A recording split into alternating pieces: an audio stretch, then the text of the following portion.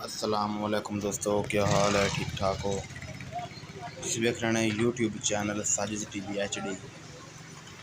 ਤੁਸੀਂ ਵੇਖ ਰਹੇ ਨੇ ਵਾਈਫਾਈ ਦਾ ਕਨੈਕਸ਼ਨ ਲੱਗ ਰਿਹਾ ਹੈ ਪਾਕ avenue colony line number 1 gate number 1। ਇਹਦੇ ਨਾਲ ਜੀ ਬਿਸमिल्लाह मिल्क शॉप दुकान है दूध दही वाली। ਤੁਸੀਂ ਵੇਖ ਰਹੇ ਵਾਈਫਾਈ ਥੱਲੇ ਆ ਕੇ ਇਹਦੇ ਨਾਲ ਕਨੈਕਸ਼ਨ ਕਰਨ ਲੱਗੇ ਨੇ 5G ਨੈਟਵਰਕ ਦਾ। पहले 4G चल रहा है, हूँ 5G करन लगे ने सैटिंग दी नैटवर्क नाल। लेकिन सिस्टम ला रहे हैं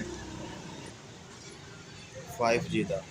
आज गड्डी आई स्पैशल नाल उत्ते ना जी सीढ़ी लै जाती है पौड़ी जिन्हें पंजाबी च पाने